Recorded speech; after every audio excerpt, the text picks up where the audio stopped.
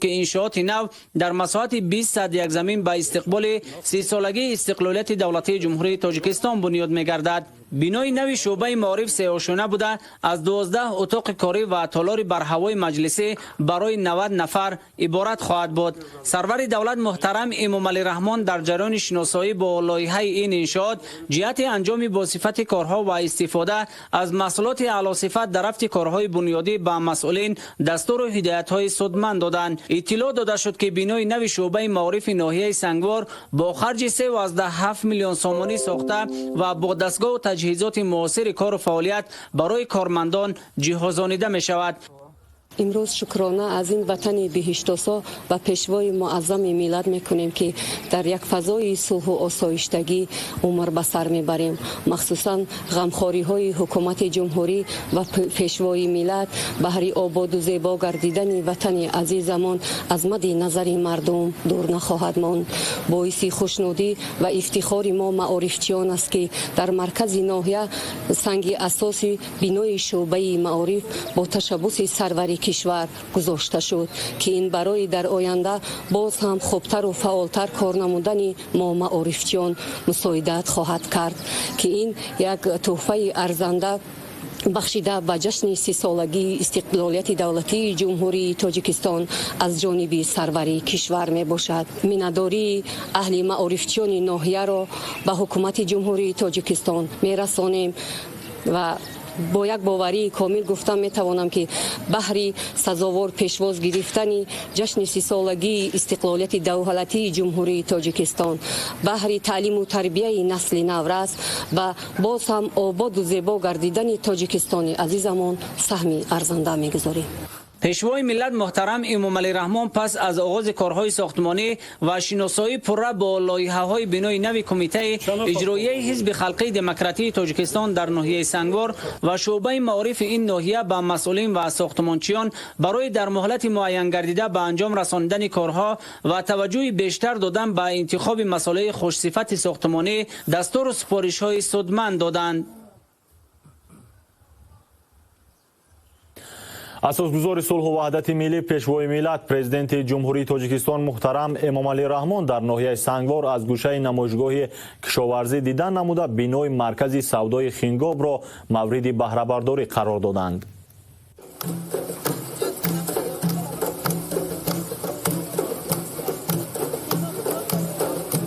امروز همچنین اساسگزار صلح و وحدت ملی پیشوای ملت پرزیدنت جمهوری تاجیکستان محترم امام علی رحمان در ناحیه سنگوار از گوشه نمایشگاه کشاورزی دیدن نموده بینای مرکز سودای خنگاب را مورد بهره برداری قرار دادند.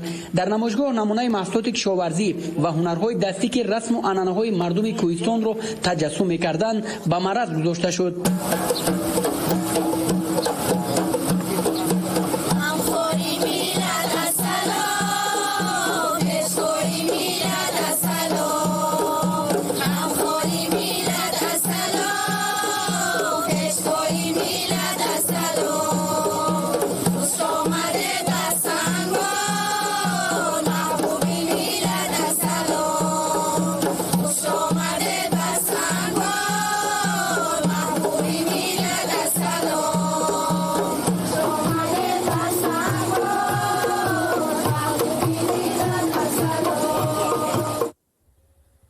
پیشوای ملت محترم امام علی رحمان هنر والای کدبانهای این ناحیه دوردست مملکت را که در این نمایشگاه با پختن نانهای لذیذ مشغول بودند شایان تحسین خوانده برای آموزش آن به جوان دختران دستور و هدایت‌ها دادند. تاکید گردید که با هدایت‌های به واسطه سرور دولت محترم امام علی رحمان در ناحیه سنگوار جهت احیا و رشد هنر و عنعنه‌های ملی تدبیرهای زیاد اندیشیده می شود و توجه جوان دختران طی سالهای اخیر به آموزش آنها بیشتر گردیده است. طبق اطلاع داده شد شغل اساسی ساکنان ناحیه سنگوار کشاورزی بوده.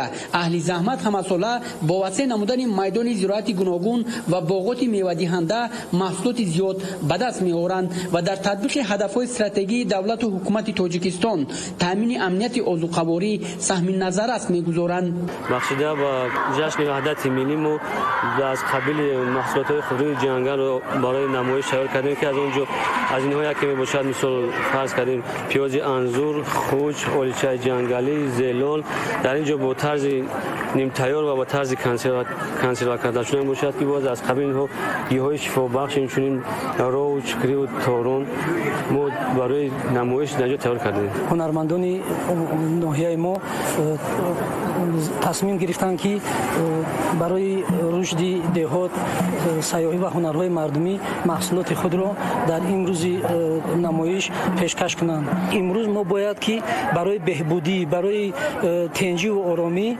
ما کوشش و غیرت کنیم و محصولات های نو به نو از خود اشیاء خام وطن خودمون استحصال کنیم. خوجگی‌های دهقانی و جماعی ناحیه سنگوار سال روان در میدان 650 گکتار کارتوشکا، 188 گکتار غله‌دانگی کیش نموده، 27 گکتار باغ‌های نوی میوه‌دهنده سیب و نوک، از جمله 1 گکتار باغ‌های اینتنسیوی بنیاد کردند. اهل زحمت ناحیه همچنین سال جاری پرورش فلزی‌ها از جمله تربوز و خربوزه را در میدان 3 گکتار براه مانده نقشه دارند که در تامین ساکنان با محصولات خودی سهمگذار باشند. در نمایشگاه با پیشوای ملت محترم امامعلی رحمان زنبور پروران نامدار ناحیه سنگوار نمادهای گوناگون اصل طبیعی را که از گل و گیاهای ناتکرار این گوشه دارای طبیعت دلفریب مملکت آماده کرده می شود معرفی نمودند. تاکید شد که اقلیم ناحیه سنگوار برای زنبور پروری خیلی موافق بوده. کشاورزان همساله با افزون نمودن اویله‌های زنبور اصل محصولات زیادی از جهت اکولوژی تازه و طبابتی به دست می‌آورند. فعلا در ناحیه سنگوار شماره اویله‌های زنبور اصل به 12900 عدد می‌رسد و زنبور پروران نقشه دارند که در اساس دستور و هدایت‌های به واسطه پرزیدنت مملکت محترم امامعلی رحمان این نشانداد را با سم افزون و در تامین ساکنان با اصل طبیعی خودی و صادرات آن به خارج از کشور سهم نظررس داشته باشند. ما در اساسیاسیمون 400 سرایله زنبوری زنبوری اصل پرورش کرده ایستیم. مغزی‌های ناحیه سنگوار برای پرورش زنبور اصل خیلی مفیدن. برای همین ما حرکت داریم که در آینده سرشمار اویله‌های زنبور رو زیاد کرده استحصال اصل تازه طبیعی رو زیاد کنیم. در دیگر گوشه نمایشگاه امکانات‌های جمعیت دارای مسئولیتش محدود زرینگ به پیشوای ملت محترم امامعلی رحمان معرفی کرده شد. جمعیت دارای مسئولیتش محدود زرینگ کارهای کفت و کابی را سال 2017 در ناحیه سنگوار شروع نمود. الحال در جمعیت دارای مسئولیتش محدود زرینگ 70 نفر ساکنان محلی با جای کار تامینند. کارهای جستجوی گیولوژی گذرانده به کمیسیه سرداری گیولوژی جمهوری تاجیکستان پیشنهاد نمودیم و در آنجا آنها کمیسیه تشکیل کرده کمیسیه تکنیکی گذراندن و تصدیق نمودند. عین حال در کارخانه ما 70 نفر مردم محلی کار میکنند، فعالیت میکنند.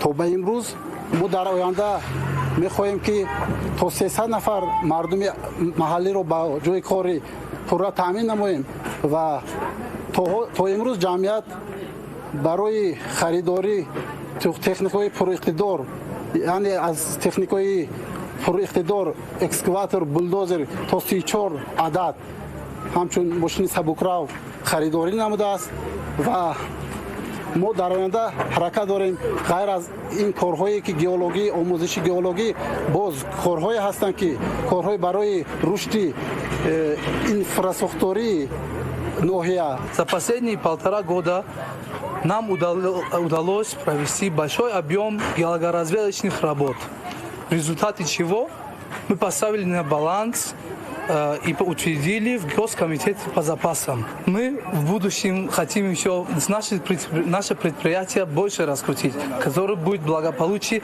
для всего, не только для местного населения, потому что мы будем инфраструктурными работами заниматься, людей брать на работу, а и для всего государства.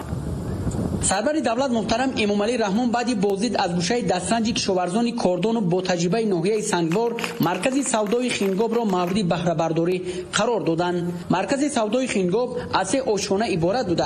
در قبط یکم آن مرکز سودا با 10 جای کاری، در آشیانه دوم چایخانه برای 60 جای نشست و در آشیانه سوم مهمانخانه زمانوی ساخته شده است. ضمن بازدید پیشوای ملت محترم امامعلی رحمان از شرایط مرکز سودا اطلاع داده شد که این انشاءات در دوره سالهای رشد دهات، سیاحی و هنرهای مردمی از جانب صاحبکار وطندوست دولتخوجه خوشوقت با خرج بیش از 700,000 سومانی بنیاد گردیده است. در چایخانه ملی برای سیاحان خارجی خوراک‌های ملی آماده و پیشنهاد کرده می شود.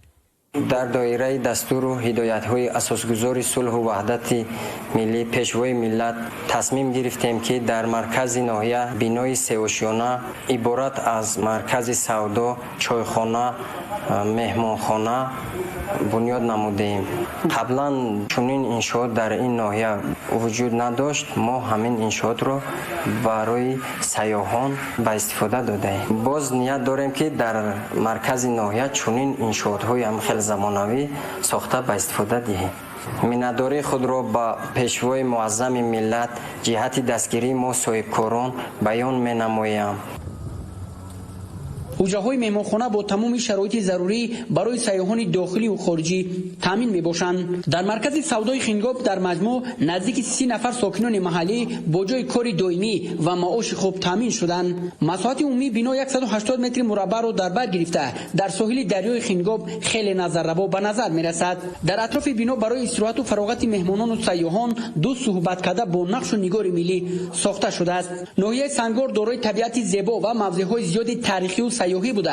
همه ساله از آن سیاحان خارجی دیدن میکنند. در شفت مرکز سودا پرزیدنت جمهوری تاجیکستان محترم امامعلی رحمان بنای دو آشانه عبارت از مرکز سودا و کارگاه هنرمندی را مورد استفاده قرار دادند. مرکز سودا و کارگاه هنرمندی از طرف صاحبکار محلی مظفر رفیع با خرج 1,100,000 سومانی در ظرف 3 ماه ساخته شده است. سرور دولت محترم امامعلی رحمان ضمن شناسایی با شرایط مرکز سودا و کارگاه هنرمندی مسئولین را جهت استفاده پرثمر از امکانات فراهم گردیده و معرفی هرچی بیشتر هنرهای ملی به سیاحان خارجی تاکید داشتند. با مورد استفاده قرار گرفتن این انشاءات 10 نفر ساکن محلی با جای کار و درآمد خوب تامین شدند.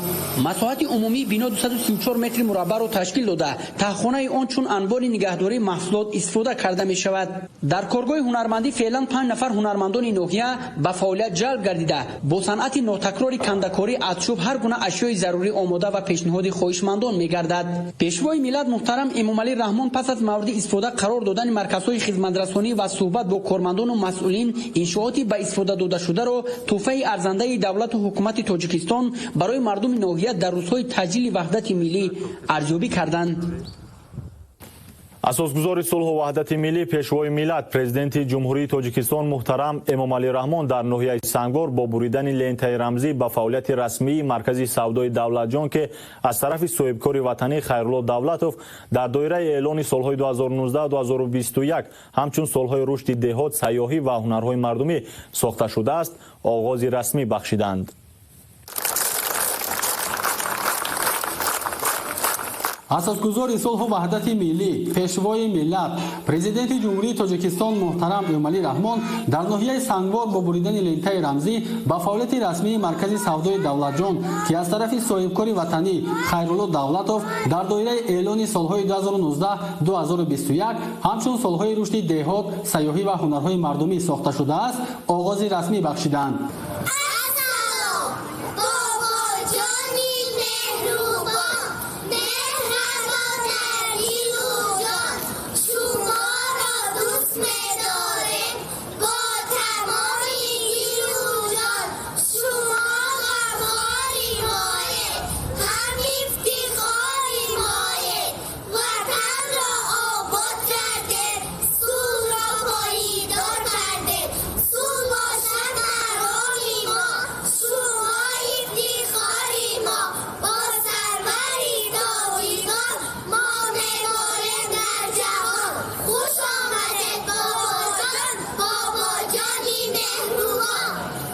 طبق اطلاع کارهای ساختمانی در این مرکز تجارتی سال 2017 آغاز گردیده بود و در رفت بنیاد انشاءات زیاده از 10 نفر ساکنان ناحیه به کار جلب گردیدند. بنا از دو آشانه و تکخانه عبارت بوده. آشانه یکم مغازه فروش مالهای نیاز مردم و آشانه دوم همچون مرکز جوانان برای برگزاری توی معرکه ها پیش بینی شده است. در تکخانه مرکز تجارتی مال و محصولات گوناگون نگاه داشته می شود. مساحت عمومی انشاءات 401 زمین را در بر گرفته خود بنا در مساحت 260 متر مربع قامت افروخته است. این سیومین مرکز سودای زمانوی در ناحیه محسوب می‌یابد که با دستگیری حکومت جمهوری تاجیکستان در دوران صاحب استقلالی کشور از طرف صاحبکاران وطن دوست ساخته شده است. انشاءات تازه بنیاد برابر خدمت رسانیدن به اهالی همزمان به حسن ناحیه سنگوار زیبایی ضم نمود. اکنون با استفاده دادن این مرکز چند نفر ساکنان محلی صاحب جای کاری دائمی گردیدند. ما صاحبکاران از دستگیری پیوسته پیشوای ملت روی الهام تازه گرفته در آبادی دیار خویش کمر همت بسته ایم. امروز مرکز سودای دولتجان که در مرکز ناحیه سنگوار ساخته به استفاده داده شد، همزمان در آشیانه دیوم این بنا مرکز خدمت رسانی جوانان موجود بوده برای برگزاری توی معرکه ها موافق می باشد. من همچنین یک صاحبکار وطنی میانه‌دارگی خویش را به پیشوای ملت محترم امام علی رحمان بیان می نمایم. بعد مورد بهره برداری قرار دادن مرکز تجارتی اساسگزار صلح و وحدت ملی پیشوای ملت پرزیدنت جمهوری تاجیکستان محترم امامعلی رحمان با زیاده از 60 نفر کودکان یتیم و فرزندان عائله‌های نیازمند ناحیه سنگوار تحفه‌های عیدانه تقدیم نمودند. این طفلکان خود را خوشبخت و سربلند احساس می‌کردند، زیرا در عرفه تجلیل باشکوه 22 سالگی جشن وحدت ملی از دست پیشوای غمخوار و مهربان و پشتیبان خود تحفه پولی و سر و لباس زیبا گرفتند. صد امیدی دیگر آمد کوی ما، با قدومت سروری دلجوی ما، زندگی دیگر آمد سوی ما، پیشوای خوشقدم خوش آمدی، نیک فرزندی وطن خوش آمدی. نخست سرور دولت کودکان یتیم و فرزندان عائله‌های نیازمند را با فرارسی روز وحدت ملی تبریک و تهنیت گفته تاکید داشتند که قشر نیازمند جامعه همیشه در حمایت دولت و حکومت مملکت قرار دارند. دستگیری معیوبان، یتیمان و بی‌پرستاران و عائله‌های نیازمند از سال‌های اول صاحب استقلالی در مد نظر سرور دولت محترم امامعلی رحمان قرار داشت و چون عنعنه در عرفه همه عید و ایام این عمل نیک و انسان دوستانه صورت می‌گیرد. همزمان در این روز به خاطر شادی و نشاط کودکان دسترخوان عیدانه آراسته شده بود. طبق معلومات عین زمان در ناحیه سنگوار 7 نفر یتیم کل 235 یتیم 284 معیوب به قید گرفته شدند که از شماره عمومی معیوبان 44 نفرشان سن تا 18 ساله را تشکیل می‌دهد. همه آنها زیر توجه دولت و حکومت جمهوری تاجیکستان قرار دارند. من تربیت گیرنده مکتب اینترنت جمهوری کودکان یتیم ناحیه سنگوار رحیم عبوری زاده و استقامت کننده شهر وحدت طول 6 سال است که در این مؤسسه تعلیمی تحصیل و زندگی می نمایم. تحت همکاری و سیاست خردمندانه اساسگزار صلح و وحدت ملی پیشوای ملت محترم امامعلی رحمان نسبت به ما یتیمان و به پرستاران شرایط مادی و معنوی در سطح خوب قرار دارد. دستور و هدایت های شما را ما تربیت گیرندگان همیشه سرمشق کار و تحصیل خود قرار داده با بهای خوب و اعلا می‌خوانیم. ما همیشه پیرو سیاست خردمندانه شما پیشوای ملت میباشیم. من گلبناز محمدالله تربیت گیرنده مکتب اینترنتی جمهوری کودکان یتیم ناحیه سنگوار شکرانه از آن میکنم که در وطن عزیز و محبوبمان تاجیکستان صاحب استقلال در فضای صلح و وحدت ملی آزادانه عمر به سر میبرم و تعلیم و تربیت میگیرم. من به این نیرو و الهام ما یتیمان از دولت و حکومت تاجیکستان علل خصوص از اساسگزار صلح و وحدت ملی پیشوای معظم ملت پرزیدنت جمهوری تاجیکستان محترم امامعلی رحمان و سیاست خردمندانه آنهاست که پیوسته به ما یتیمان کمک و غمخواری نموده سر ما را با مهر و محبت به پایان صله می نمایند. جوابا به این دستگیری های شما پدری عزیز و غمخوار پیوسته کوشش می نماییم که این مؤسسه تعلیمی را ختم نموده و دانشگاه و دانشکده های جمهوری داخل شده در پیشرفت و شکوفایی تاجیکستان محبوبمان سهمگزار باشیم. خوشبختانه دستی کمک دراز نمودن به شخصان نیازمند جامعه در عرفه همه عید و ایام همچون عمل نیک انسان دوستانه به حکم عنعنه در آمده است و شخصان سخاوت پیشه این عمل را پیوسته انجام میدهند.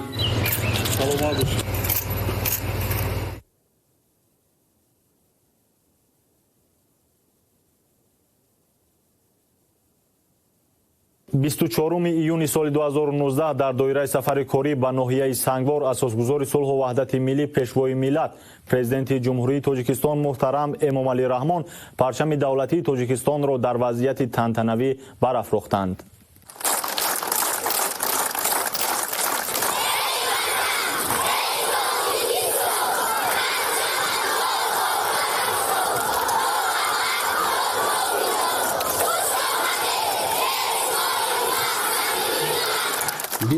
июни соли 2019 дар доираи сафари корӣ ба ноҳияи Сангвор асосгузори сулҳу ваҳдати миллӣ пешвои миллат президенти ҷумҳурии Тоҷикистон муҳтарам Эмомалӣ Раҳмон парчами давлатии Тоҷикистонро дар вазъияти тантанавӣ барафрохтанд.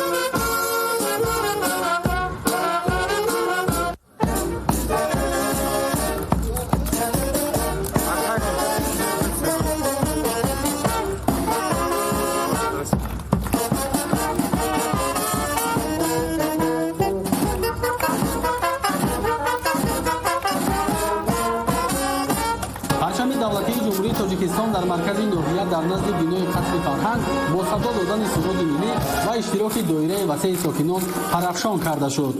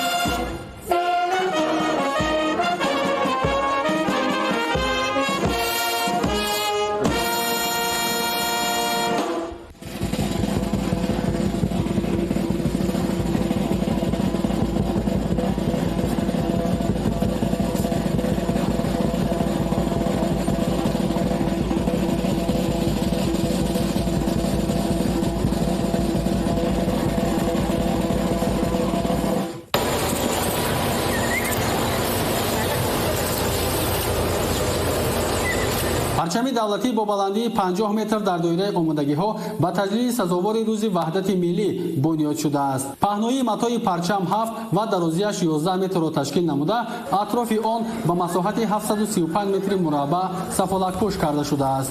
дар назди даромадгоҳи майдони парчам ду ҳайкали шер ҳамчун рамзи миллати тавоно ва тамаддунофар сохта шудааст.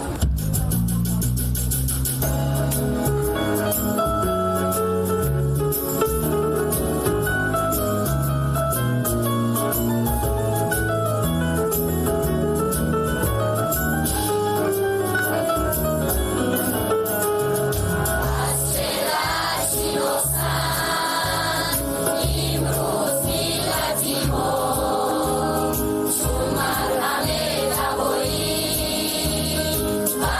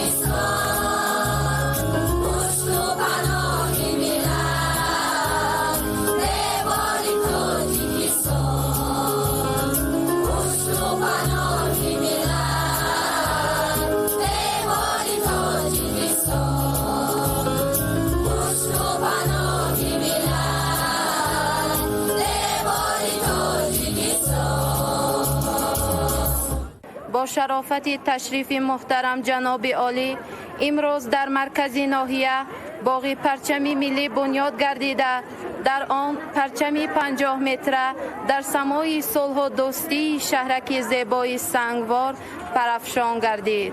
همچنین مغازه ها، میدانچه های ورزشی قامت افراخته به حسن ناحیه حسن دیگر زم نمودند. از فرصت استفاده برده ما نسل جوان که پیروان اصیل پیشوای ملتیم برای چنین دستگیری و غمخواری های پدرانه در حق ما از نام جوانان ناحیه اظهار سپاس نموده جواباً به این غمخواری ها وعده می دهیم که با بهای اعلا تحصیل نموده فردا نامبرداران کشوری محبوبمان باشیم. ای وطن چون پیشوا خدمت برایت میکنیم جان خود چون پیشوای خود فدایت میکنیم. کارهای ساختمانی در ستونپایه پرچم دولتی تاجیکستان با مبلغ‌گذاری مقامات اجرایی حکومت دولتی ناحیه سنگوار از جانب کارگران و متخصصان جمعیت دارای مسئولیت محدود نجار با سطح و صفت بلند انجام داده شد. میدان پرچم دولتی 11 صدیق زمین را در بر گرفته اطراف آن را بیش از 60 ارچه گل‌های گوناگون و سبززار زیب می‌دهد. در رفت ساختمان با نظرداشت سیروگشت ساکنان و مهمانان 10 نشستگاه و چراغک‌های روشندهنده نصب شدند. پرافشانی پرچم در این ناحیه دوردست مملکت باعث روح‌بلندی و افتخار و صداقت ساکنان به وطن مادر گردیده است و اکنون آنها می‌توانند در نزد این مقدسات دولت چاره‌بینی‌های گوناگون را برگزار نمایند.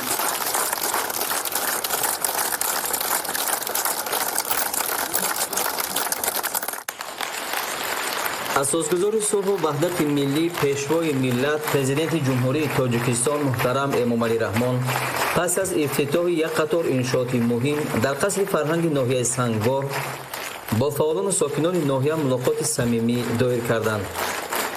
نخست سرور دولت محترم امامعلی رحمان همه اشتراکچیان ملاقات و در سیمای آنها کل مردم ناحیه را با جشن روز وحدت ملی تبریک و تهنیت گفتند. پرزیدنت مملکت محترم امامعلی رحمان افتتاح یک قطار انشاءات را در مرکز ناحیه به ساکنان مبارکباد گفته تاکید داشتند که در یک مدت کوتاه در نتیجه عملی سازی برنامه‌های دولتی و عزم و تلاش وطن‌دوستانه مردم آن در همه سمت‌های مهم اقتصادی و اجتماعی ناحیه با دستگیری حکومت مملکت پیشروی‌های نظررس به مشاهده می‌رسند. از جانب حکومت مملکت برای تامین نمودن پیشرفت ناحیه سنگوار در زمان استقلالیت از همه سرچشمه‌های مبلغ‌گذاری دولتی قریب 300 میلیون سامانی روانه شده است که 90 میلیون آن به 3 سال اخیر راست می‌آید. مورد ذکر است که در ناحیه سنگوار با مقصد استقبال شایسته 30 سالگی استقلالیت دولتی جمهوری تاجیکستان بنیاد و از نوسازی 77 انشاءات به نقشه گرفته شده تا امروز ساختمان 15 انشاءات به انجام رسانده شده است. طی سالهای 2016-2018 در ناحیه در دایره دو لایحه دولتی سرمایه‌گذاری دایر به تقویت تحصیلات کسبی تکنیکی و اداره‌کنی اکولوژی زمین مبلغ 12 میلیون سامانی از خود کرده شده است. در دایره 7 لایحه دولتی سرمایه‌گذاری از جمله لایحه برقرارسازی برای ازنوسازی اینفراساختور منزلی و کمونالی، رشد ساحه‌های کشاورزی و معارف و حفظ اجتماعی 50 میلیون سامانی روانه گردیده، تطبیق دو لایحه با مبلغ قریب 1 میلیون سامانی دایر به تعمیر و تجهیزاندن صنفخانه‌های تعلیمی و بهتر کردن شرایط تعلیم و تربیت ادامه دارد. پرزیدنت مملکت محترم امامعلی رحمان با تحلیل واقعی وضع رشد اقتصادی و اجتماعی ناحیه به رهبریت مقامات اجرایی محلی حکومت دولتی ناحیه سنگوار دستور دادند که با استفاده از امکانیت‌های مساعد برای رشد و گسترش بخش‌های کارتوشکاپروری، زنبور عسلپروری، جمع‌آوری و کارکرد گیاه‌های طبیعی شفابخش، بنیاد باغات نو، افزایش چاروا و دیگر ساحه‌ها، تشکیل اینفراساختور سیاحی، تدبیرها اندیشند. پیشوای ملت محترم امامعلی رحمان مردم ناحیه سنگوار را بر رعایت قانون‌های عمل کننده از جمله قانون جمهوری تاجیکستان درباره تنظیم عنعنه و جشن و مراسم در جمهوری تاجیکستان و درباره مسئولیت پدر و مادر در تعلیم و تربیت فرزند هدایت کردند. بعد سخنرانی پرزیدنت مملکت محترم امامعلی رحمان از نام ساکنان ناحیه دانشجو لیلا ایدیه و سخنرانی کرده به پیشوای ملت برای همه تلاش‌ها و تدبیرهای سازنده دستگیری جوانان اظهار سپاس کردند. السلام علیکم جناب عالی پرزیدنت جمهوری تاجیکستان، پیشوای معظم ملت محترم امامعلی رحمان، من ایدیه و لیلا ختم کننده مؤسسه تحصیلات میانه عمومی رقم 1 ناحیه. واقعا امروز ما جوانان خوشحالی هستیم که در ملاقات امروزه پیشوای معظم ملت به واسطه اشتراک می نماییم. هر یک جوان سعادتمند در نهانخانه دل آرزو می پرورد که چنین روز مبارک نصیبش گردیده باشد. مسئولیت وطن و وطنداری به همه ما معلوم است که از هر یک ما خدمت صافدلانه، صداقت فرزندی، زحمت بنیادکارانه و تلاش‌های سازنده را تقاضا می‌نماید تا ما توانیم برای آرامی و آسایشتگی دیار خود سهم ارزنده گذاریم. برابر به دست آمدن استقلالیت دولتی ناحیه سنگوار نیز از نو تشکیل گردیده هم قدم زمان استقلالیت است. حالا مرکزی ناحیه سیمای خود را تماما دیگر کرده است. بناهای زیبا و زمانوی دقت مردم را به خود جلب می کنند. روز تا روز کوچه و محله ها زیباتر و دلکشتر گردیده ایستادند. امروز نیز با قدوم مبارک شما در مرکز ناحیه یک چند انشاءات دیگر از جمله پرچم دولتی جمهوری تاجیکستان برافراشته شد که به حسن ناحیه زیبایی دیگر زمین نماید. محترم جناب عالی، اکثریت جوانان ناحیه ما در پی تحصیل، انتخاب کسب، از خود کردن تکنیک و تکنولوژی های معاصر کوشش نموده علم و دانش های نو و برای کشورمان ضروری را از بر کرده ایستادند. خود من نیز با راهنمایی های پدرانه شما طبق کوتای پرزیدنتی به فاکولته فیلولوژی تاجیک دانشگاه دولتی آموزگاری تاجیکستان به نام استاد صدرالدین عینی قبول گردیده سزاوار نام بلند دانشجو شدم. باید ذکر کرد که با تلاش های ارزنده و تشبث های جهانی شما جناب عالی در حل مشکلات گلوبالی سیاره در دوران صاحب استقلالی پایتخت جمهوری تاجیکستان شهر دوشنبه یک چند مراتبه مکان برگزاری چاره‌بینی های سطح بلند بین المللی و منطقوی گردید. روزهای 14 و 15 ایون در شهر دوشنبه پنجمین سمیت دولت‌های اعضای مشورت همکاری و تدبیرهای آسیا برگزار گردید که این افتخار تمام تاجیکان دنیاست. ملت تمدن آفر تاجیک بار دیگر با رسم و آیین مهمان نوازی عنعنوی خود مهمانان همایش را گرم و صمیمی استقبال کرد. واقعا هم در شرایط امروزه در نزد ما جوانان وظیفه های ایستادند که اجرای آنها برای تحکیم استقلالیت دولتی، وحدت ملی اهمیت کلانی را دارا می باشد و برای جلب بیشتر جوانان به جریان بنیاد جامعه شهروندی و دولتی حقوق بنیاد نقش مهم دارد. در آخر برای شما جناب عالی پیشوای معظم ملت گفتنیم که آمده چون خیزر پیش روی ما، صد امیدی دیگر آمد کوی ما، از قدومت سروری دلجوی ما، زندگی دیگر آمد سوی ما. پیشوای خوش قدم خوش آمدید، نیک فرزندی عجم خوش آمدید. خوش آمدید رهنما و هدایتگر جوانان. کرسی چندم هستی؟ جناب عالی امسال ختم کننده بودم، صاحب کوتای پرزیدنتی شده نام بلند دانشجویی را صاحب گردیدم.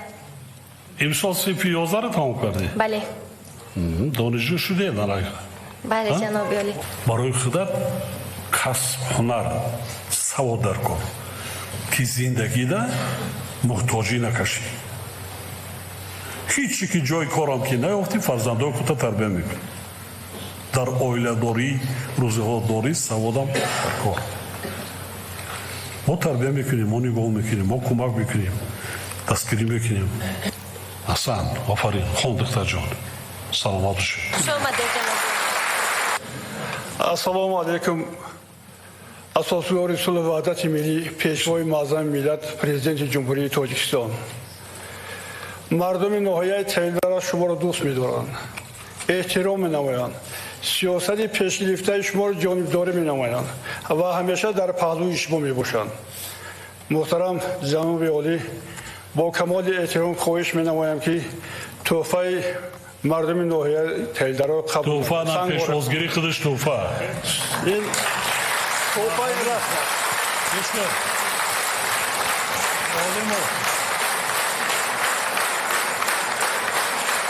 یک جا تشکر سلامت باشید احسن همین خدای تعالی هرچی آرزوی امیدی که در دل نیتون است در قلبتون است همه را نصیبتون گرداند سلامت قبول توفه قبول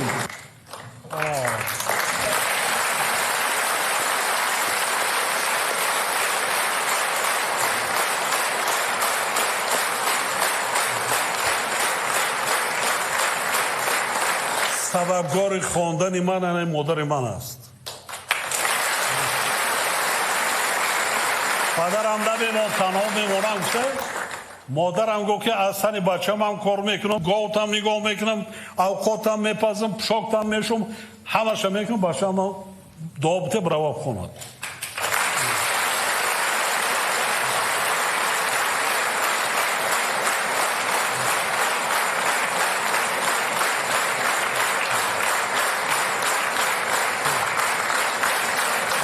مادر چیزی عزیز است وقتی هست پدر و مادر به قدرش نمیرسی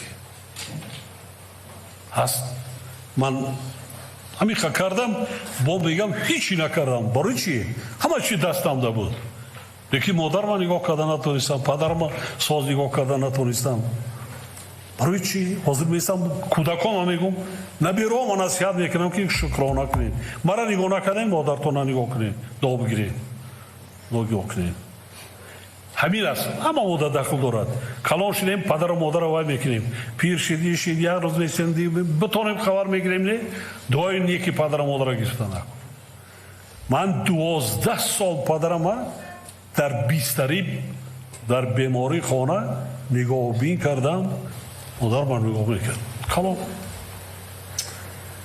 حاضر چیزی گفتم من حیاتی بگویم از هیچ یک چی میکرد طبقه بالای دستخوان دا میمون شکمی ما را سیر میکرد بسیار زحمت کشیدن 7 یتیم از اکاها دادراش موندگی تربیه کردن با وایه رساندن خاندار کردن در زمان جنگ رفتگی مینا میکردن کار میکردن در اویله هم در خواجگی هم کار میکردن تا وقتی چی داشتن برای این عزت احترامی پدر و مادر بسیار مقدم نرین حج در دری خانمون چو میرین حج هر فردی که دعای نیکی پدر و مادر گرفته باشد حجش قبول است خدمتی پدر و مادر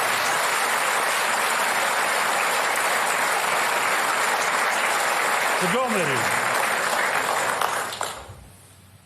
این همین با میگویم 30 سالی ما هم یک جا قریب رسید هیچگاه در هیچ حالت همین فراموش نکنید هر من وقت ندارم من سرکارم فردی که مادر و پدر دوست میدارد ساعت شب بیاید دیدار بینی میکند کمک میکند دستگیری میکند طبابتش میکند غمخوریش میکند ما فراموش نکنیم مادر ما را هست کرده به دنیا پیغمبر مادر به دنیا از دامان پاک مادر آمد است به دنیا به این قدر مرتبه پیغمبری رسیده است از آسمان نچکیده است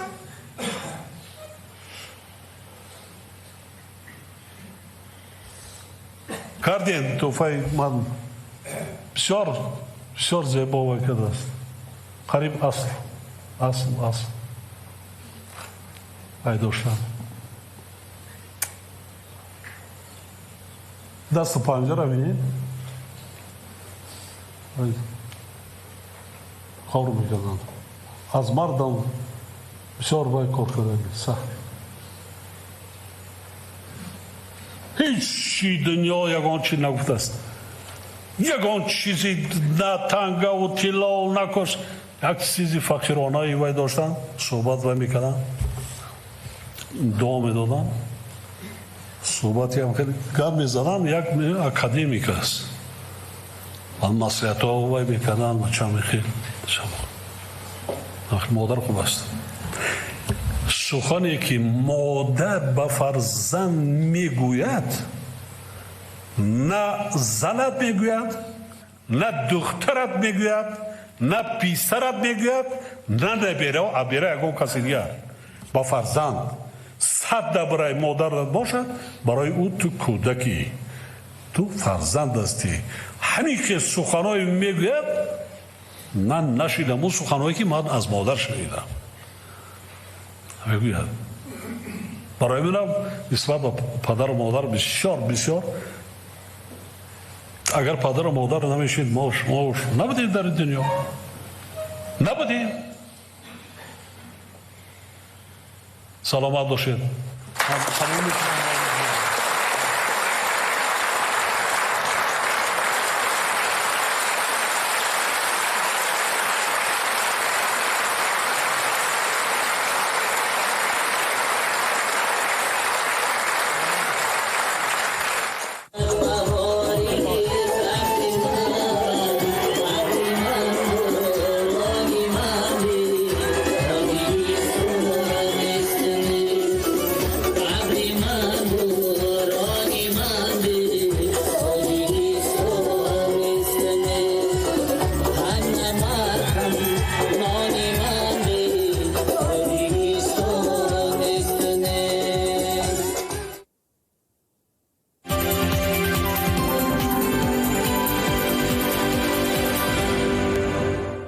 اساسگزار صلح و وحدت ملی پیشوای ملت پرزیدنت جمهوری تاجیکستان محترم امامعلی رحمان به ناحیه نورآباد تشریف آوردند.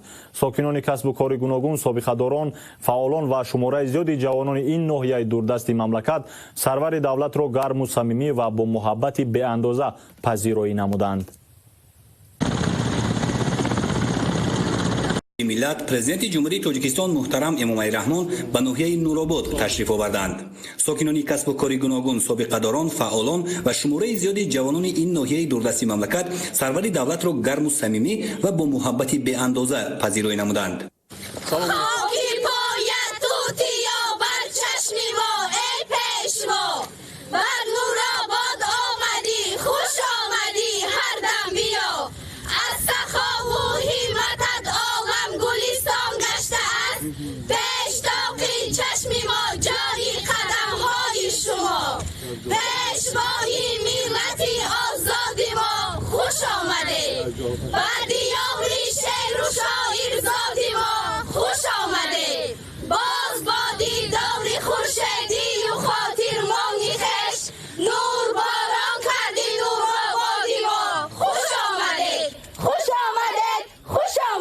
یک جان تشکر شما دا تقدیم باشم.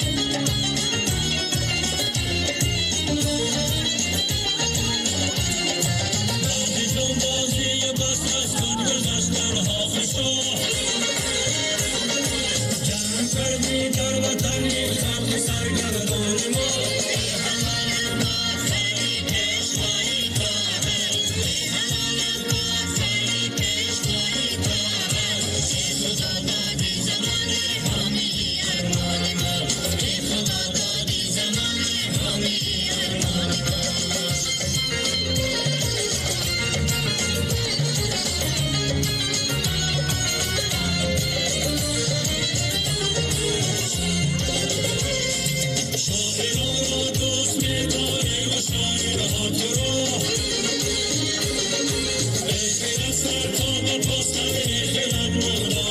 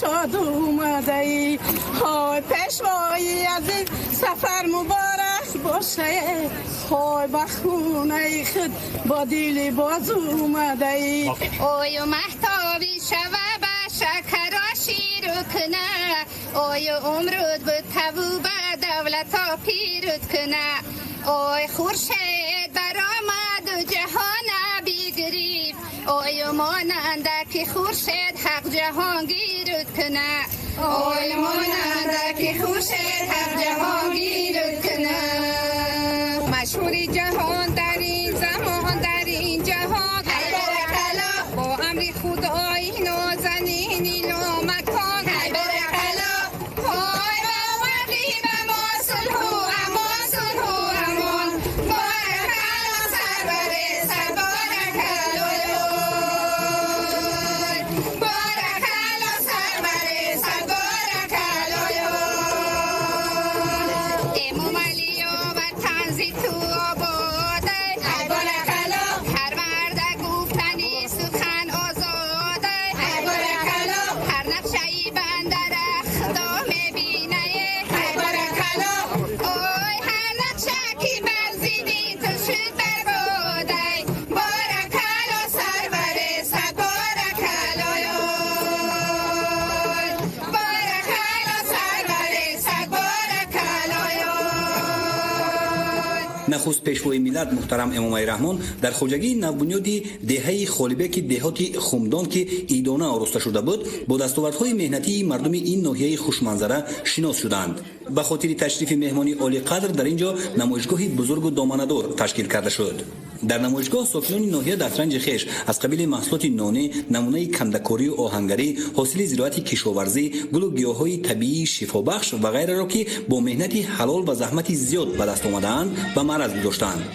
дар гӯшаи нонҳои миллӣ занону бонувони ҳунарманд бехтани орд, хамиркунӣ ва тарзи омода намудани номгӯи гуногуни нонҳои миллӣ аз қабили чапотӣ, гирдача, кулчаи нақшин, кулчаи нурободӣ ки хоси мардуми ин минтақаи мамлакат буда шӯҳрати зиёдро касб намудааст, намоиш доданд.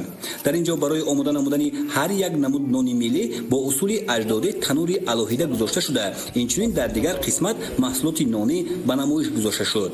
ин кулчаи майда имрӯз дар ҳар як хонадони нурободӣ бештар пухта мешавад. кулчаи майда асосан дар тӯю маъракаҳои хурсандӣ бештар пухта мешавад. ҳар як меҳмоне ки имрӯз аз дигар ноҳия ё аз хориҷи кишвар вориди нуробод мешавад, таваҷҷӯҳаш ба кулчаи майда бештар мебошад. кулчаи майда ба ширу равған пухта мешавад ки маззааш то ки дигар шавад. ҳар як шахсе ки вақти кулчаи майдаро мебинад ба мо савол медиҳанд ки душвор нест барои шумо ки қадар мисол бисёр меканед ва часпондани вай дар дигдон, аки мо бисёр ки дар ҳамин кор машғул ҳастем, барои мо душворӣ вай наметавад. президенти мамлакат муҳтарам Эмомалӣ Раҳмон ба ҳунари нонпазии занону бонувони ноҳияи Нуробод баҳои баланд дода, ба онҳо ҷиҳати ҳифзи ин мероси қадима ва боз ҳам рушд бахшидани он, инчунин ҷалби ҷавондухтарон барои аз худ кардани нозукиҳои маҳорати нонпазӣ маслиҳатҳои муфид доданд. мавриди зикр аст ки мардуми ноҳияи Нуробод, хоса занону бонувони он аз қадим бо ҳунари нонпазӣ машҳуранд ва нонҳои омода намудаи онҳо аз лиҳозу таъму мазза беназир мебошанд. дар гӯшаи дигари намоишгоҳ ба пешвои миллат муҳтарам Эмомалӣ Раҳмон хӯрокҳои миллӣ аз ҷумла оши бурида, кашк, далда, умучи бадуғ, қурутоб, фатирмаска ва ғайра намоиш дода шуд. тавре иттилоъ доданд, дар ноҳияи Нуробод намудҳои зиёди хӯрокҳои миллӣ ки хоси мардуми тамаддунофар ва кӯҳанбунёди тоҷик мебошад, ҳифз гардиданд ва дар ҳар хонадон пухта мешаванд. хӯроке ки омода карда истодам кашк ё гандумкӯча ном дорад. ин хӯроки қадимаи миллии тоҷикон аст ки дар ноҳияи мо ва инчунин дар ноҳияҳои дигари ҷумҳурии Тоҷикистон дар рӯзҳои ҷашну маросимҳо омода карда мешавад ва халқ онро хело дӯст медоранд. ин таом аз гандум, нахуд, лӯбиё, аз почаи моли хурд ё моли калон, ишкамба тайёр карда мешавад. ба ғайр аз ин аз гиёҳҳои шифобахши кӯҳистони маҳаллиямон истифода мебарем ки ба монанди ҷамилак ки ба оилаи лабгулон мансуб аст ва хусусияти хуби табобатӣ дорад, миҷози гарм дорад ва дар ин таом ҳамроҳ карда мешавад. бале ҳам маззаи хуш медиҳад, ҳам ва хусусияти шифоҳӣ ҳам дорад. ҳамчунин дар ин ҷо шириниву кулчақандҳои гуногун ва нонгӯи зиёди маҳсулоти ширӣ ба маъраз гузошта шуд. ҳамаи ин маҳсулот дар коргоҳҳои ноҳия ва инчунин аз ҷониби сокинони маҳаллӣ омода карда мешаванд. дар ҳамин ҷо президенти мамлакат маҳсули дасти чеварони ноҳияи Нурободро тамошо намуда, ҳунару маҳорати дузандагию бофандагии занону духтарони соҳибистеъдод ва чирадасти маҳаллиро намунаи олии кордонию лаёқатмандии миллати қадимаи тоҷик арзёбӣ карданд. албатта рӯз то рӯз таваҷҷӯҳи давлату ҳукумати кишвар ба хусус пешвои муаззами миллат нисбати занону модарони тоҷик ба хусус занону минтақаи рашт зиёд гардида истодааст. инчунин эълон гардидани солҳои рушди деҳот, сайёҳӣ ва ҳунарҳои мардумӣ занону бонувони ноҳияи Нурободро бетараф нагузошта, барои аз нав эҳё сохтани ҳунарҳои мардумие ки хоси занони Нуробод буданд, бахусус занои гузаштаи минтақаи рашт буданд, аз нав эҳё гардиданд. ростии гап аз ҳамин ҳунарҳои занои тоҷик бурушдӯзӣ, гулдӯзӣ, тоқидӯзӣ ба кулли аз байн рафта буд ва бо дастгирӣ ва ғамхориҳои ҳамешагии пешвои муаззами миллат ҳунару анъанаҳо аз нав эҳё гардида истоданд ва ба мудам бигем дурмадаи ҳама ҳунарҳое ки ҳастанд занону бонувони ноҳияи Нуробод баробар бо мардон дар ҳама соҳаҳои гуногуни ноҳия кору фаъолият карда истоданд. барои ободӣ ва боз ҳам зебо гардидани ин диёри бишосо кӯшишу заҳмати худро мекунанд. дар ноҳияи нуробод 3 корхонаи хурди дузандагӣ инчунин як нафар зан аз ҳисоби гранти кумитаи корбозанон ва оила бо духтани сарлибоси мактабӣ инчунин бо пухтани сехи қаннодӣ машғул мебошад ва занон бонивон дар ҳама сехҳо ба кор таъмин гардиданд. дар гӯшаи ҳунарҳои мардумӣ ки қисмати асосӣ ва бештари намоишгоҳро дар бар мегирифт, ҳамчунин номгӯи зиёди дигар намуди маҳсулоти дастӣ аз қабили чӯбкорию оҳангарӣ ва ғайра намоиш дода шуд. кандакорию оҳангарӣ ки аз ҳунари хеле қадимаи миллати мо ба шумор меравад, дар ноҳияи Нуробод эҳё ва ба таври густурда рушд намудааст. созҳои гуногуни мусиқӣ, лавозимоти рӯзгор ва маҳсулоти оҳангарон бозгӯи фарҳанги бою пурғановати тоҷикон мебошад. ҳамчунин дар ин мавзеъ дастандаркорон ба таври рамзӣ хонаи арӯсии замонавӣ ва инчунин хонаи арӯсии ниёгон ташкил карда расму оини миллати тоҷикро дар давраҳои гуногун муаррифӣ намуданд. хонаи арӯсии замонавӣ дар доираи талаботи замони муосир оро дода шуда бо истифода аз унсурҳои миллӣ оро ёфт. хонаи арӯсии ниёгон бошад дар заминаи урфу одатҳои қадимаи миллати тоҷик оро дода шуд ки таҷассумгари гузаштагони мо мебошад. ташкил ва ба роҳ мондани чунин намоишгоҳ дар тарғиби бештари ҳунарҳои мардумӣ, эҳё ва ҳифзи мероси аҷдодӣ муҳим шуморида шуд. намоишгоҳи мазкур низ маҳз ба ҳамин мақсад ва дар доираи солҳои рушди деҳот, сайёҳӣ ва ҳунарҳои мардумӣ ба роҳ монда шудааст ки он дар муаррифӣ ва рушди анъанаю суннатҳои қадима заминаи мусоид хоҳад гузошт. дар намоишгоҳ кишоварзону хоҷагидорон низ фаъолона иштирок намуда маҳсули меҳнати хешро ба таври васеъ муаррифӣ намуданд. гӯшаи маҳсулоти кишоварзӣ дар ин намоишгоҳ чанд растанро дар бар мегирифт ки дар он меҳнаткашони ноҳия номгӯи зиёди тухмиҳои зироати кишоварзӣ ва маҳсулоти аз он истеҳсолшаванда, хоса ғалладонагиҳо, мевагиҳо, сабзавоту полизӣ, ҳосили зироати равғандиҳанда, инчунин гулу гиёҳҳои шифобахш, консерваи меваву сабзавот, маҳсулоти ширӣ, равғани растанӣ, асали табиӣ, тухми парранда ва ғайраро ба таври васеъ ба намоиш гузоштанд. мо айни ҳол 2 ҳавзи моҳипарварӣ дорем ва дар он ҷо моҳӣ парвариш мекунем. шароити иқлими ноҳияи Нуробод барои моҳипарварӣ хеле мусоид мебошад.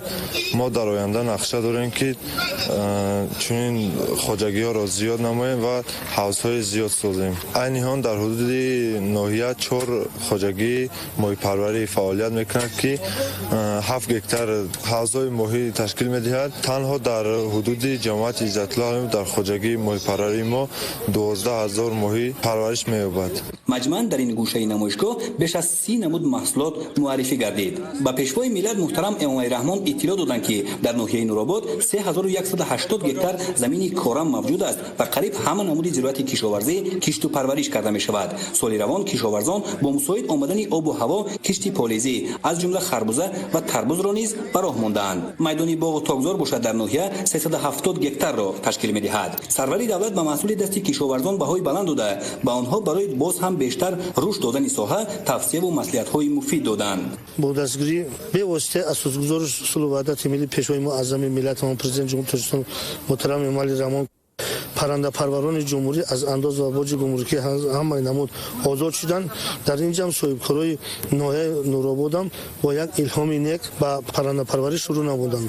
имрӯз дар ноҳияи Нуробод як корхонаи нави паррандапарварӣ давраи аввал 1500 мурғ аз ноҳияи Данғара чӯҷа ворид намуда дар инҷа парвариш карда имрӯз ноҳияи Нурободро бо тухми алосифат таъмин намуда истодааст. боз мо ҳаракат дорем ки бо ин соҳибкорои Нуробод дар ноҳияи Нуробод бо як корхонаи барои истеҳсоли гӯшти парранда ташкил намуда ва мардуми ин минтақаро бо гӯшти тозаи беяхин таъмин намоем ки ин минтақа худаш минтақаи барои парвариши парранда, тухм ва истеҳсоли гӯшти мурғ бисёр мусоид мебошад. дар ин ҷо занбурпарварони ноҳия асали табииро бо шакл ва ҳаҷми гуногун ба намоиш гузошта буданд ки диққати меҳмононро бештар ҷалб кард.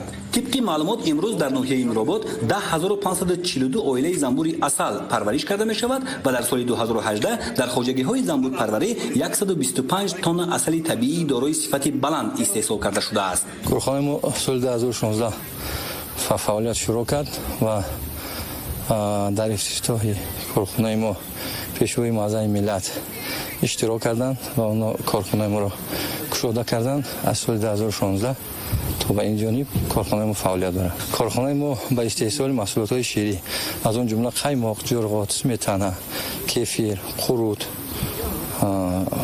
творог, чака ва дигар маҳсулотҳои ширие ки ҳастанд истеҳсол мекунем ва корхонаи моро пешвои маъзами миллат вазифадор кардаги ки минтақаи рашро бо маҳсулотҳои ширӣ мо таъмин намоем ва инчунин дар корхонаи мо сехи бастабанди равғани растанӣ фаъолият мекунад ки мо пурра тибқи супоришҳои пешвои маъзами миллат ва ҳукумати ҷумҳурии Тоҷикистон минтақаи рашро бо равғани хушсифат ва маҳсулотҳои ширӣ таъмин намуда истодаем. ҳангоми сафари кори пешвои маъзами миллат корхонаи мо дорои 80 оила занбури асал буд. тибқи супориши пешвои миллат мо оилаҳои занбури асалро дар соли 2018 ба 500 оила ва дар соли 2019 бошад ба 620 оила расондем. дар соли 2017 мо қариб 10 тонна асал хушсифат истеҳсол кардем ва дар соли 2018 бошад 12 тонну 500 килограмм асали хушсифат истеҳсол кардем ки оилаҳои занбурҳои мо дар 4 минтақа дар 4 мавзеъ гузошта шуданд. аз он ҷумла яке аз мавзеъҳои хуби ки асали хуб истеҳсол мекунад тибқи маслиҳатҳои пешвои маъзами миллат мо дар мавзеи файров гузоштем ки аз он ҷо бисёр ҳам асали хуб истеҳсол кардем ба даст овардем ва инчунин асали мо аз дигар асалҳои минтақа ба кулли фарқкунанда аст бо ранги худ бо таъми худ ва бо маззаи худ нисбат ба дигар асалҳои минтақа фарқкунанда аст. ранги дигар асалҳое ки дар минтақа истеҳсол мешавад зарчатоб аст ва асали мо рангаш сурхчатоб мебошад ки хосиятҳои шифобахшӣ хуб дорад. гӯҳҳои сиёҳалав дорем ки аз онҳо ширро ба даст оварда ва коркард мекунем. аз моҳи май сар карда мо аз аҳоли ширра харидорӣ мекунем ва баъд коркард мекунем. дар ин мавсим ҳам истеҳсоли равғани зард ва маскаи тоҷикӣ баъд қурут истеҳсол мекунем. аз ҳисоби аҳолӣ харидорӣ мекунем шира. аз ҳисоби чорвои хушзоти худ фақат маҳсулотое ки кефиру сметану қаймоқу дигар маҳсулотое ки ниёзи мардум ҳаррӯза ниёзи мардум ҳаст таъмин менамоем. баъди боздид аз намоишгоҳи ҳунарҳои мардумӣ ва маҳсулоти кишоварзӣ пешвои миллат бо фаъолияти хоҷагии навбунёди деҳаи холибек нашъунамои зироати кишоварзӣ ва боғи навбунёди он ки аз ҷониби мақомоти иҷроияи ҳокимияти давлатии ноҳияи нуробод ташкил ёфтааст шинос шуданд. иттилоъ дода шуд ки масоҳати умумии замини хоҷагии навбунёд дар деҳаи холибек 12 гектарро ташкил медиҳад ва дар майдони беш аз 5 гектар аз ҷумла 254 гектар боғи интенсивии нав бунёд карда шудааст. дар боғи навбунёди интенсивӣ хоҷагидорон ниҳоли дарахтони мевадиҳандаи себ, нок, сиҳаолу, олуча, шафтолу, зардолу ва ғайраро шинонидаанд. дар боқимонда заминҳои хоҷагии мазкур қариб ҳама намуди зироат аз қабили помидору бодиринг, картошка, қаламфур, боимҷон, карам, сабзӣ, турб, шалғам, лӯбиё, ҷуворимакка, нахуд, тарбузу харбуза, каду, инчунин гандум ва маҳсар кишт карда шудааст. намоишгоҳи васеи маҳсулоти кишоварзӣ дар хоҷагии навбунёди деҳаи холибек бозгӯкунандаи меҳнати пайваста ва содиқонаи сокинони ноҳияи нуробод ба хотири ба даст овардани ҳосили дилхоҳ мебошад. президенти мамлакат муҳтарам Эмомалӣ Раҳмон ба кори деҳқонон дар маҷмӯъ вазъи соҳаи кишоварзии ноҳияи нуробод баҳои баланд дода онҳоро ба меҳнати содиқона ва ба даст овардани ҳосили фаровон ҳидоят намуданд. дар ноҳияи нуробод бо иштироки асосгузори сулҳу ваҳдати миллӣ пешвои миллат президенти ҷумҳурии Тоҷикистон муҳтарам Эмомалӣ Раҳмон маркази нави хизматрасонӣ мавриди истифода қарор гирифт. дар ноҳияи нуробод бо иштироки асосгузори сулҳу ваҳдати миллӣ пешвои миллат президенти ҷумҳурии Тоҷикистон муҳтарам Эмомалӣ Раҳмон маркази нави хизматрасонӣ мавриди истифода қарор гирифт. иншоот дорои коргоҳи коркарди тунука, коргоҳи истеҳсоли дару тирезаҳои пластикӣ, коркарди чӯб, коргоҳи истеҳсоли хиштҳои сементӣ ва нуқтаи фурӯши сӯзишворӣ мебошад. дар ошёнаи якуми марказ фурӯши маводи ғизоӣ ва дар ошёнаи дуюм фурӯши либосу пойафзол ба роҳ монда шудааст. маҷмӯаи хизматрасонӣ дар шаҳраки Дарбанд сохта ба истифода имрӯз дода шуд ки аз 4 қисмат иборат аст. қисмати якум ин коркарди чӯбу тахта барои сохтмони манзили истиқоматии шаҳрвандон, нуқтаи фурӯши сӯзишворӣ, ҳаммом, инчунин маркази савдо, коркарди чӯбу тахтаи пластикӣ ба истифода дода шуд. ин шаҳодати он аст ки рӯз то рӯз ноҳияи Нуробод ободу зебо гардида минбаъд шаҳрвандони ноҳияи Нуробод бо сиёсати хиратмандонаи ҷаноби олӣ кӯшиш ғайрат мекунанд ки ба ҷашни 30-солагӣ якчанд иншоотҳои хизматӣ ба самти мардум расонанд. минбаъд сокинони водии рашт метавонанд аз ин намуди хизматрасониҳо дар ноҳияи нуробод дар сатҳи баланд баҳравар шаванд. маркази хизматрасонӣ аз тарафи бародарони соҳибкор маҳмадёруфҳо дар доираи солҳои рушди деҳот, сайёҳӣ ва ҳунарҳои мардумӣ бунёд шудааст.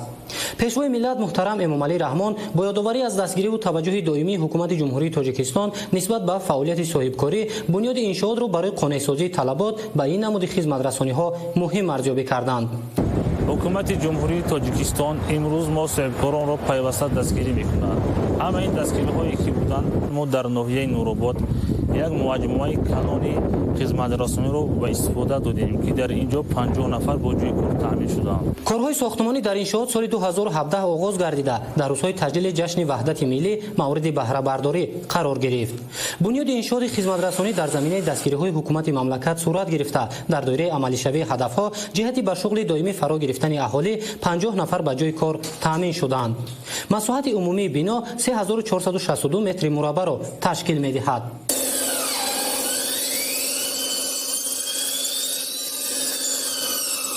صاحب جای کار شدیم، حرکت میکنیم، محنت میکنیم که مقصد به طلبات زمان، به طلبات خلق، به طلبات مقصد مشتریان جوابگو باشند. سال 2019-2021 سالهای رشد دهات سیاحی و هنرهای مردمی اعلام کردگیند.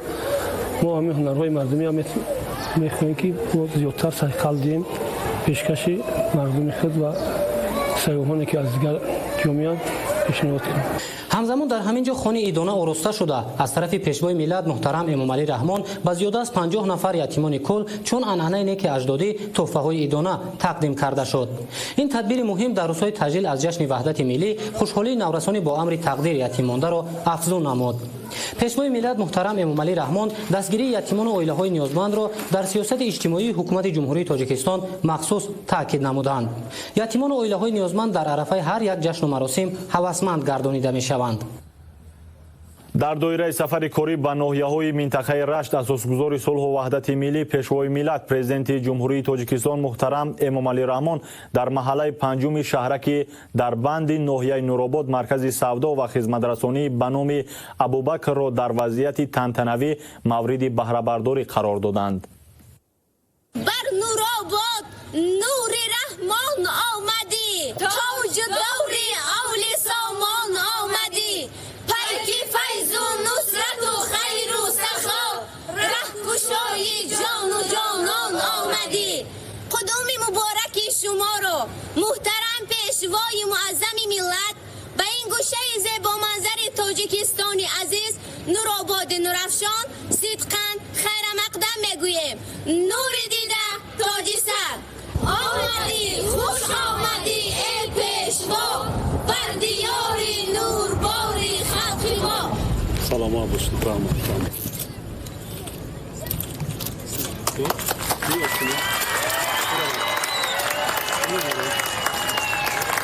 дар доираи сафари корӣ ба ноҳияҳои минтақаи рашт асосгузори сулҳу ваҳдати миллӣ пешвои миллат президенти ҷумҳурии Тоҷикистон муҳтарам Эмомалӣ Раҳмон дар маҳаллаи панҷуми шаҳраки дарбанди ноҳияи Нуробод маркази савдо ва хизматрасонӣ ба номи Абубакрро дар вазъияти тантанавӣ мавриди баҳрабардорӣ қарор доданд. иншооти мазкур аз ҷониби соҳибкори маҳаллӣ Муртазо Амонов бо харҷи беш аз 1 миллион сомонӣ бунёд карда шуда он аз 3 ошхона ва таххона иборат мебошад. аснои шиносоӣ ба президенти мамлакат муҳтарам Эмомалӣ Раҳмон иттилоъ доданд ки дар ин маркази хизматрасонӣ ҳамчунин сартарошхона, кошонаи ҳусон ва дорухона таъсис дода шудааст.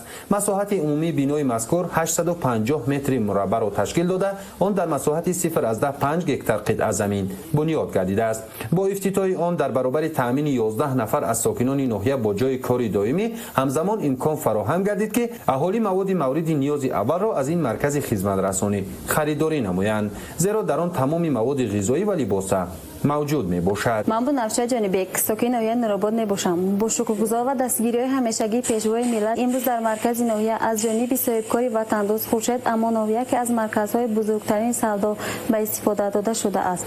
мо занону бонувони ин ноҳия ба ҷои кори доимӣ таъмин гардидем. мо ҳамаи ин пешравиҳо аз натиҷаи татбиқи сиёсати муваффақонаи пешвои муаззами хеш медонем. иншоотҳои муҳимашон дар ноҳияҳои кӯҳистони мамлакат имкон фароҳам меоранд ки сокинон аз хизматрасонии сатҳи баланд бархурдор гарданд. мо низ кӯшиш бар он мекунем ки сатҳу сифати хизматрасонӣ дар ин маркази ноҳия хубтару беҳтар гардад. طبق نقشه در تخونه این مرکز خدمترسانی آینده فروش مسئله ساختمانی نیز به راه مانده می شود. در آشیانه سیوم باشد مرکز خدمترسانی و مهمانخانه در نظر است. بنیاد مرکز سودا و خدمترسانی در محله پنجم شهرک دربند ناحیه نورآباد سال 2015 آغاز گردیده. در رفت کارهای ساختمانی آن ده ها نفر از ساکنان محلی با جای کاری موقتی و معاش خوب تأمین گردیدند. سروری دولت محترم امامعلی رحمان از تشبث وطندوستانه این صاحبکار محلی اظهار سپاس نموده برای انجام دادن چنین اقدام‌های سازنده به خاطر سزاوار استقبال نمودن جشن 30 سالگی استقلالیت دولتی جمهوری تاجیکستان توصیه‌های مفید دادند. در نوبت خود صاحبکار مرتضی امانوف ابراز داشت که در دایره دستگیری‌های همیشگی رهبریت عالی دولت و حکومت مملکت نسبت به صاحبکاران وطنی کوشش بر آن می‌نماید که آینده نیز در پیشرفت آبادی این گوشه تاجیکستان صاحب استقلال و فراهم ساختن جای‌های نوی کاری سهمگذار باشد. من همچون یک صاحبکاری جوان در دایره دستگیری‌های همیشگی پیشوای ملت نسبت صاحبکاران وطنی کوشش نمودم که ذره هم باشد در آبادانی وطن عزیزمان سهم خود را گذارم. مرکز خدمترسانی که در ناحیه نورآباد ما ساخته به استفاده دادیم در برابر ساکنان ناحیه همچنین اهالی گرد و اطراف نیز از خدمترسانی آن بهره‌مند میباشند. زیرا مرکز سودا در شفت راه ماشینگردی دوشنبه نورآباد لخش ساخته شده است. بخشیده به 30 سالگی استقلالیت دولتی جمهوری تاجیکستان کوشش می‌نماییم که سهم خود را در آبادی دیار گذاریم. بینای مرکز سودا و خدمترسانی با صنعت بلند ملی و معماری بنیاد کرده شده به مرکز ناحیه نورآباد شهرک دربند زیبایی دیگر ضم نموده است که نشانه از تطبیق عملی سالهای رشد دهات، سیاحی و هنرهای مردمی میباشد. سلامت باشید، سلامت باشید.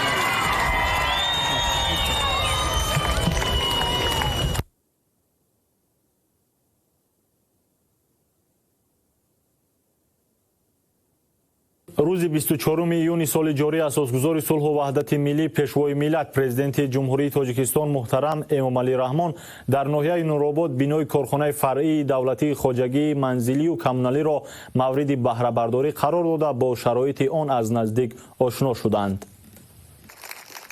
روز 24 ایون سال جاری اساسگذار صلح و وحدت ملی پیشوای ملت پرزیدنت جمهوری تاجیکستان محترم امامعلی رحمان در ناحیه نورآباد بینای کارخانه فرعی دولتی خواجگی منزلی و کمونالی را مورد بهره برداری قرار داده با شرایط آن از نزدیک آشنا شدند. بینای مذکور از دو آشیانه و تخانه عبارت بوده. ساختمانی آن سال 2015 آغاز یافته بود. انشاء در مساحت صفر و از 144 هکتار زمین بنیاد یافته برای فعالیت پرثمر در آن شرایط مساعد کاری فراهم آورده شده است. بنا از 14 اتاق کاری عبارت بوده. دستگاه و تجهیزات ضروری تامین می باشد. شکرانه وحدت ملی، شکرانه سروری دولت که یک بینای با حشمت زیبا برها به ساحه کارمندان ساحه کمونالی تحفه کردند. این تحفه برای ما به نهایت قیمت میزد برای که سالهای دراز شد که ما کارمندان ساحه مؤسسه خود را نداشتیم. از این خرسندی ما بالاتر اطلاع داده شد که همچنین بینای نوبنیاد دارای حمام، آشخانه با 20 جای نشست و دیگر انشاءات یاری رسان بوده. موافق لایحه مساحت خود بنا 496 و 147 متر مربع را تشکیل می‌دهد. تمام اتاق‌های کاری با میز و کرسی و دیگر اشیاء ضروری تامین بوده. من بعد امکانیت می‌دهد که با استفاده از چنین شرایط به اهالی ناحیه خدمت رسانی با صفت و سری وقتی کمونالی رسانیده شود. همزمان کارمندان ساحه در شرایط موافق کاری خود را برآ خواهند ماند. ضمن شناسایی را برای دولت محترم امامعلی رحمان به صفت کارهای ساختمانی بهای بلند داده با کارمندان ساحه دستور دادند که شرایط فراهم آورده شده را با ثمر استفاده برده سطح و صفت خدمت رسانی را به اهالی ناحیه باز هم بهتر نمایند. نمای بیرونی بینای کارخانه فرعی دولتی خواجگی منزلی و کمونالی با نظرداشت طلبات معاصر شهرسازی و صنعت بلند معماری آرایش یافته گرد و اطراف انشاءات با گل و بوته‌های زیبا زینت داده شده است. لایحه انشاءات مذکور از جانب جمعیت سهامی شکل گشاده کار لایحه تهیه گردیده است. боиси хушҳолист ки имрӯз бо иштироки бевоситаи пешвои миллат бинои мазкур мавриди баҳрабардорӣ қарор гирифт. иншооти мазкур бо назардошти талаботи муосири меъморӣ бунёд ёфта барои сохтмони он масъулаи хушсифат истифода гардид. дар рафти корҳои бунёдкорӣ дар иншоот 42 нафар аз шаҳрвандони маҳаллӣ соҳиби ҷойи кор гардиданд.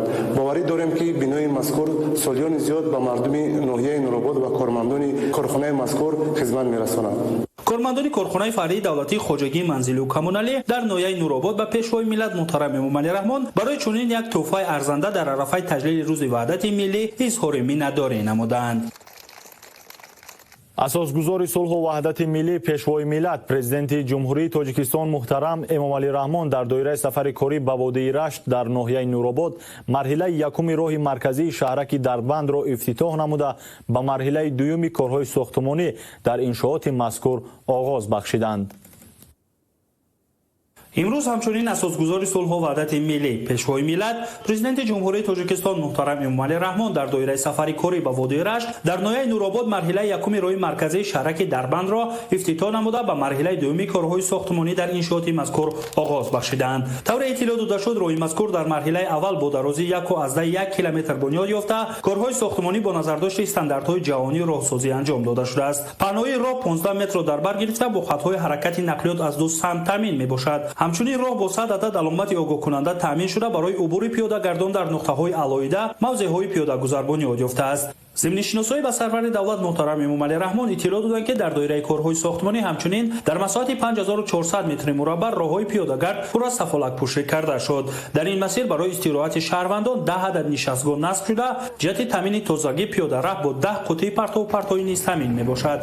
роҳ ободии мамлакатамон, роҳ рафтуҳои халқҳо, роҳ боигарии имрӯзу фардои мост, роҳ муаррифгари миллату халқҳои оламу оламиён. пешвои муаззами миллатамон, президенти ҷоноҷони кишварамон эмомалӣ раҳмон яке аз самтҳои асосии пешрафти ҳаёти имрӯзу фардои миллати хешро дар бунёди роҳу пулҳои замонавӣ вазифаи муқаддаси ҳар яки мо шумо шуморид.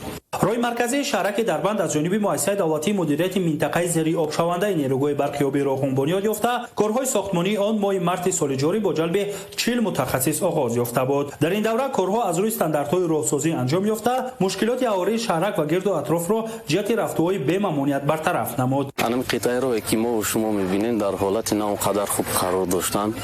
имрӯз мо мебинем ки қитъаи роҳ пурра таъмир карда шуд, чароғҳо равшан, мардум озодона рафтуҳо мекунанд, аз маркази ноҳия дидан мекунанд. агар вақте ки меҳмонҳо гузар мекарданд маркази ноҳия он қадар дар назари онҳо намоён набуд. имрӯз бибинед ки чӣ қадар ноҳияи мо ба мисли гул шукуфон шуда истодааст. ҳамчунин роҳи навбунёд пурра чароғон карда шудааст. дар шафати роҳ 80 адад симчӯби барқии равшанидиҳанда насб шуда, дар он 160 чароғаки муосир барои таъмини рӯшноӣ васл гардидааст ки он ҳусни кӯчаи марказии шаҳракро боз ҳам зеботар мекунад. пешвои муаззами миллат дар ин ҷо ба марҳилаи дуюми сохтмони роҳи марказии шаҳраки дарбанд расман оғоз бахшиданд. тибқи лоиҳа дар марҳилаи навбатӣ 1,2 километр роҳ бунёд гардида, он бо системаи равшанидиҳӣ, новаҳои обрафт ва хати ҳаракати дусамта таъмин мегардад. пиёдараҳои шафати роҳ низ дар масоҳати 5444 метри мураббаъ сафолакпӯш карда мешаванд. тавре иброз гардид, дар идомаи корҳои сохтмонии марҳилаи дуюм роҳ бо 76 адад симчӯби барқии равшанидиҳанда ва 152 чароғак таъмин хоҳад шуд. тибқи нақша дар иншооти мазкур наздик ба 50 адад аломати роҳ насб карда мешавад. роҳбари давлат муҳтарам эмомалӣ раҳмон ба сифати корҳои анҷом ёфта дар марҳилаи аввали роҳи мазкур баҳои баланд дода сохтмончиёнро вазифадор намуданд ки дар марҳилаи навбатӣ низ корҳоро бо сатҳу сифати баланд ба анҷом расонанд, то солиёни зиёд ба аҳолӣ хизмат намояд.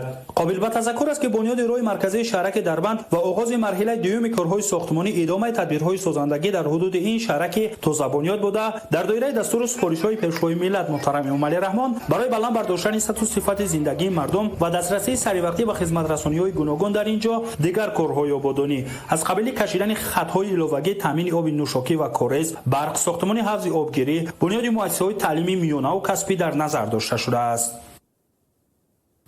дар ноҳияи нуробод асосгузори сулҳу ваҳдати миллӣ пешвои миллат президенти ҷумҳурии тоҷикистон муҳтарам эмомалӣ раҳмон майдончаи варзишии футболбозиро дар масоҳати 800 метри мураббаъ ки аз ҷониби федератсияи футболи тоҷикистон сохта шудааст мавриди истифода қарор доданд. имрӯз дар ноҳияи нуробод асосгузори сулҳу ваҳдати миллӣ пешвои миллат президенти ҷумҳурии тоҷикистон муҳтарам эмомалӣ раҳмон майдончаи варзишии футболбозиро дар масоҳати 800 метри мураббаъ ки аз ҷониби федератсияи футболи тоҷикистон сохта шудааст мавриди истифода қарор доданд.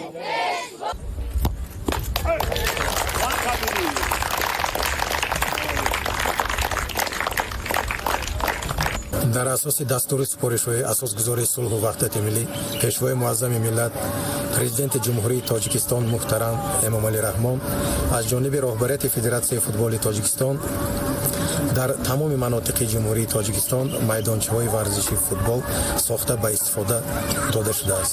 То имрӯз аз ҷониби федератсияи футболи тоҷикистон дар тамоми минтақаҳои ватани азизамон 16 майдончаи футбол сохта ба истифода супорида шуд ва то ҷашни 30-солагии истиқлолияти давлати ҷумҳурии тоҷикистон боз роҳбарияти федератсияи футболи тоҷикистон тасмим гирифтаанд ки дар дигар гӯшаи канори ватани азизи мо низ чунин майдончаҳоро васл намоянд, аз он ҷумла дар хорух ва тамоми шаҳру ноҳияҳои бадахшони кӯҳӣ дар шаҳри хуҷанд аз рӯи нақша то таҷлили иди бузург бо чандин майдонҳои нави футбол дар тамоми манотиқи ҷумҳурии азизамон сохта ба истифода дода мешавад.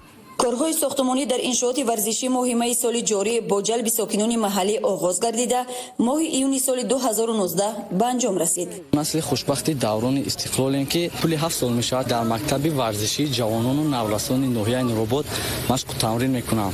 ман миннатдории худ ва миннатдории тамоми ҷавонони ноҳияро пеш аз ҳама ба асосгузори сулҳу ваҳдати миллӣ пешвои миллат президенти ҷумҳурии тоҷикистон муҳтарам эмомалӣ раҳмон ва ба раиси федератсияи футболи ҷумҳурии тоҷикистон муҳтарам рустами эмомалӣ мерасонам ки нисбати мо ҷавонон ғамхорӣ карда дар ин ноҳияи дурдаст чунин майдончаи зебои барҳаворо сохта ба истифода додам.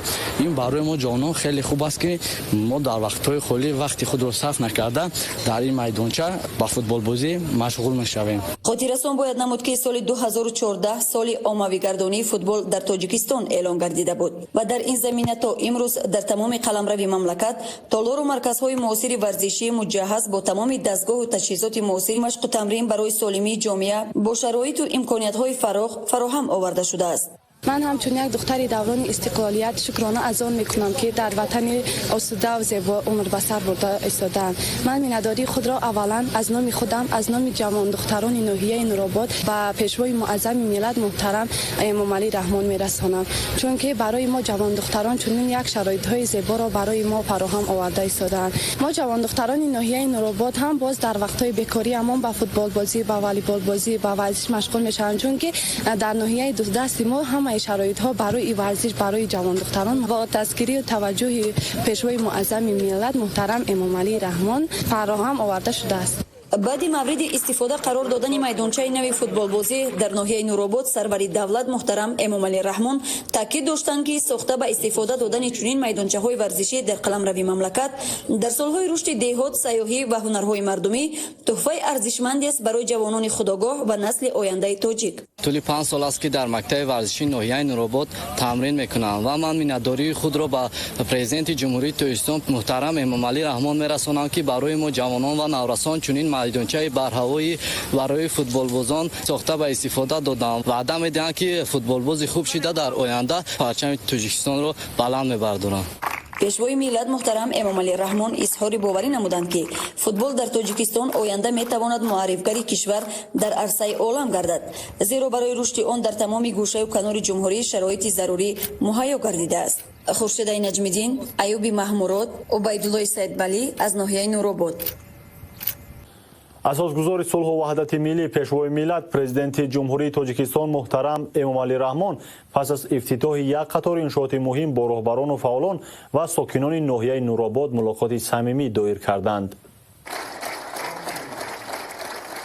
дар доираи сафари корӣ дар ноҳияи нуробод асосгузори сулҳу ваҳдати миллӣ пешвои миллат президенти ҷумҳурии тоҷикистон муҳтарам эмомалӣ раҳмон баъди ифтитоҳи як қатор иншооти муҳим با فعالان ساکنان صحبت و ملاقات صمیمی دایر کردند.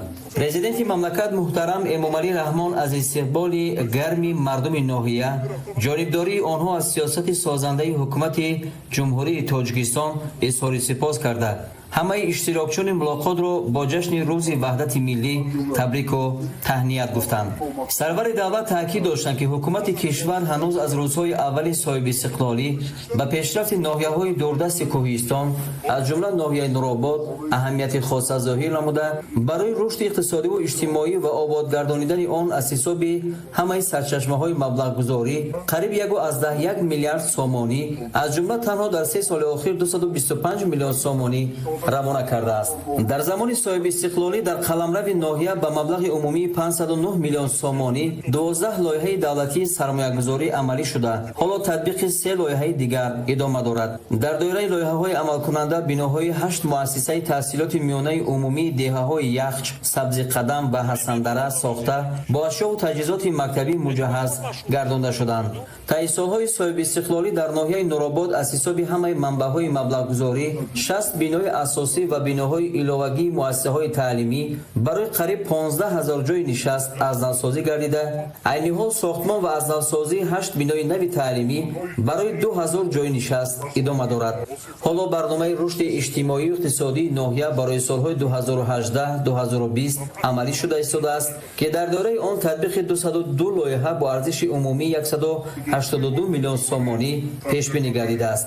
برای استقبال سازوار جشن 30 سالگی استقلالیت دولتی در ناحیه نورآباد بنیاد 248 انشاءات پیش بینی گردیده تا امروز 93 عدد آن مورد استفاده قرار گرفته است. در آخر سخنرانی پرزیدنت مملکت محترم امامعلی رحمان با اطمینان ابراز داشتند که مردم زحمتکش ناحیه نورآباد در آینده نیز با حس بلند وطن دوستی و شکرگزاری از روزگار آرام و آسوده برای باز هم وسعت بخشیدن کارهای سازندگی و آبادانی سعی و تلاش بیشتر خواهند کرد. بعد سخنرانی پیشوای ملت محترم امامعلی رحمان یک چند نفر ساکنان شکرگزار ناحیه نورآباد برآمد کرده با جانبداری از سیاست سازنده حکومت جمهوری تاجیکستان آمادگی خود را برای سهمگذاری در رشد و پیشرفت وطن و زادگاه خود ابراز داشتند.